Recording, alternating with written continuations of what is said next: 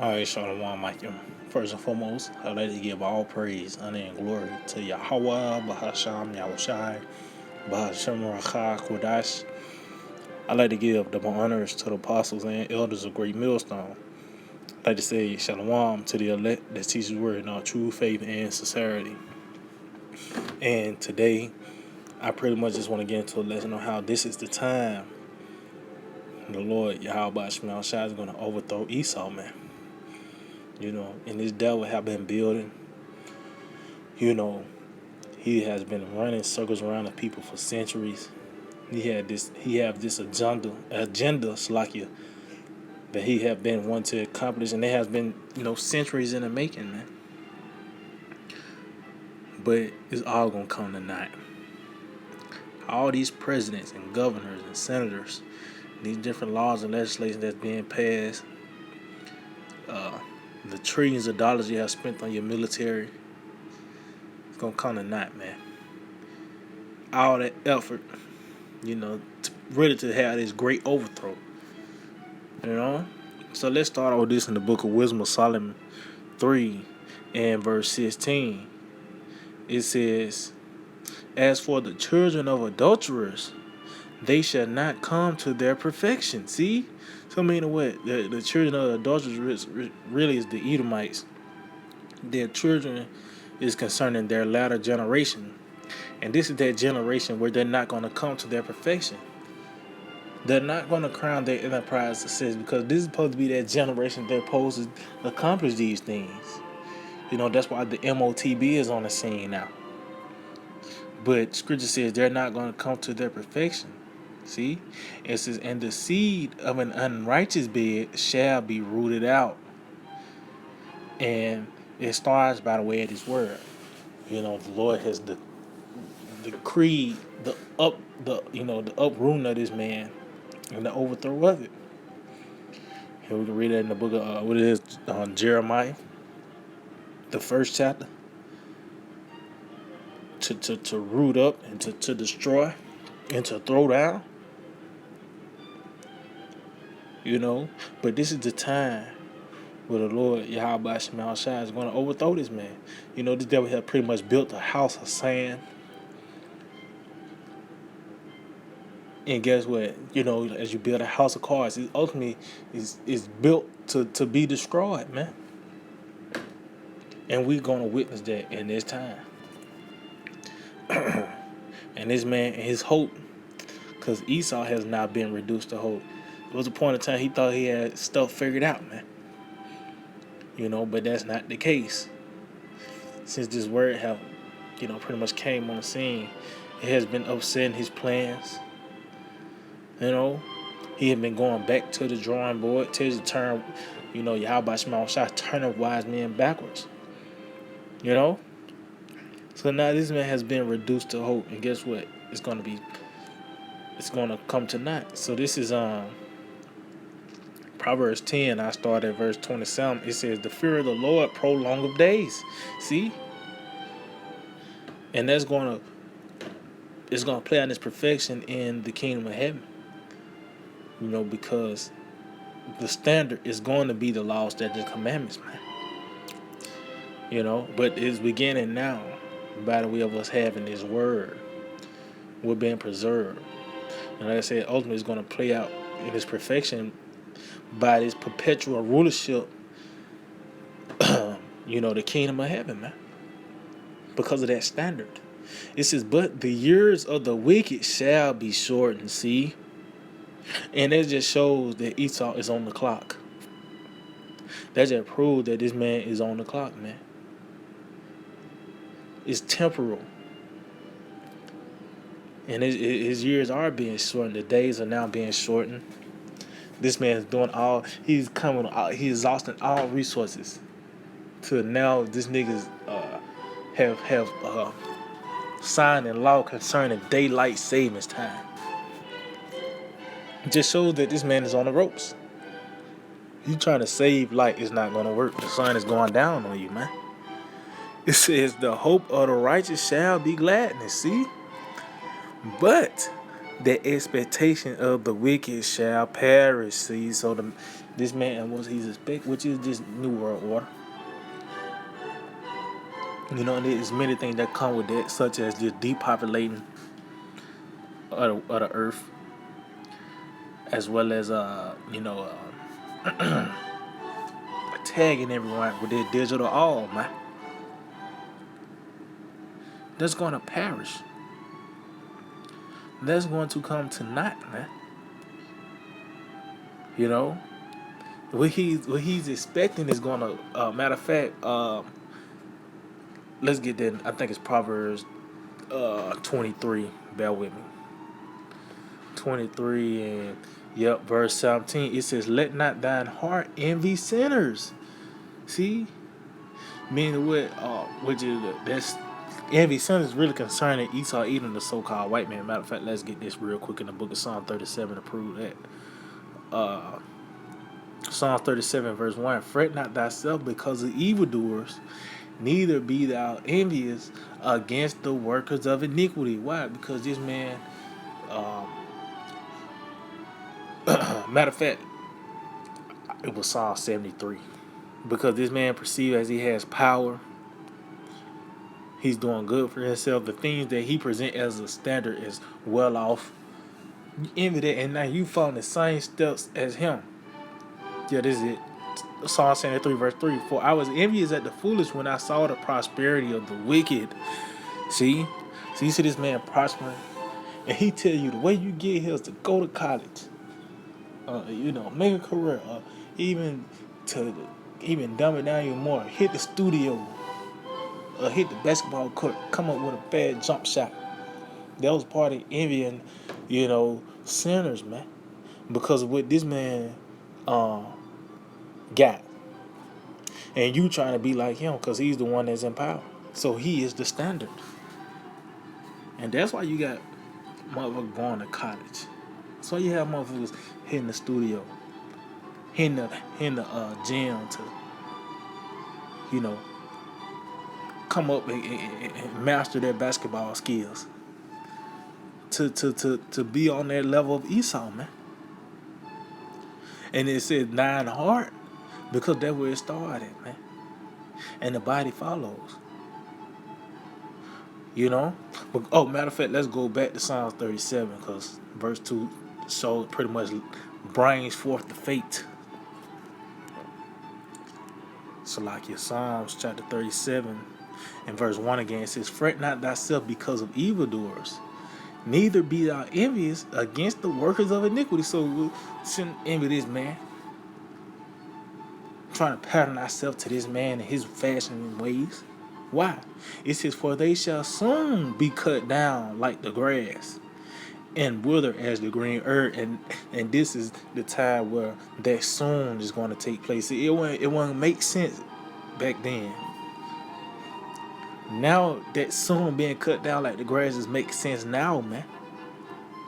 So why pattern yourself of this man and his ways, knowing that he's about to be soon cut down? Everything that he had built up, and pretty much, it ain't like he worked hard for his blood, sweat, and tears. It was through everybody else's blood, sweat, and tears that he got what he have gotten. But that's why we in a time the Lord's gonna pull the rug from under his feet, man. So going back, Proverbs chapter 23, verse 17, it reads, "Let not thine heart envy sinners, but be thou in the fear of the Lord all the day long." And it starts with this doctrine, man, this truth. Being in the fear of Yahweh by Shema Shai. It says, "For surely there is an end." See, there is an end to the sinners, to the Edomites. See, this man, his destination is destruction, man. His blessing is a temporal blessing. That wasn't a perpetual thing. Because it tells you Esau is the end of the world and Jacob is the beginning of it that follows. But there is an end to this man and his reign of terror. And it says, "And thine expectation shall not be cut off." See? And what we expect, mercy, first and foremost. But the person that comes with the Lord showing forth that mercy will inherit the kingdom, man. The kingdom of heaven. Because that's where it all go down to rulership, power. And we at the end of this man his run. You know? So let's get this in the book of Job, chapter 5. And verse 12, it says, he disappointed the devices of the crafty, so that their hands cannot perform their enterprise. See, and we seeing that this man is now being confounded. The witchcraft is not working. You know, this nigga, he need more sacrifice, more baby's blood, more of this, more of that, and it's not working, man. You know, because that bring forth those different enchantments, these different false flags and different things to sway the people's mind. This man have lost the grip of that, and those are the, you know, one of the principles this man stand on is deception. And when that don't work, he go to the what he know best, and that's the sword. You know, it says he taketh the wise in their own craftiness, and the counsel of the forward is carried headlong. See, it said they meet with darkness in the daytime and grope in the noonday as in the night. So it said they meet with darkness in the daytime is really those secret meetings, those secret councils. This man's agenda is out in the light now. It's being exposed. To his intentions are being are made known now. But it says, and grope in the noonday as in the night, because now since light has set upon planet Earth, this truth tells you the knowledge of the glory of the Lord shall fill the world. And Esau's a nocturnal creature. He don't do well when light is on display, when he's on the light. So now he's reaching.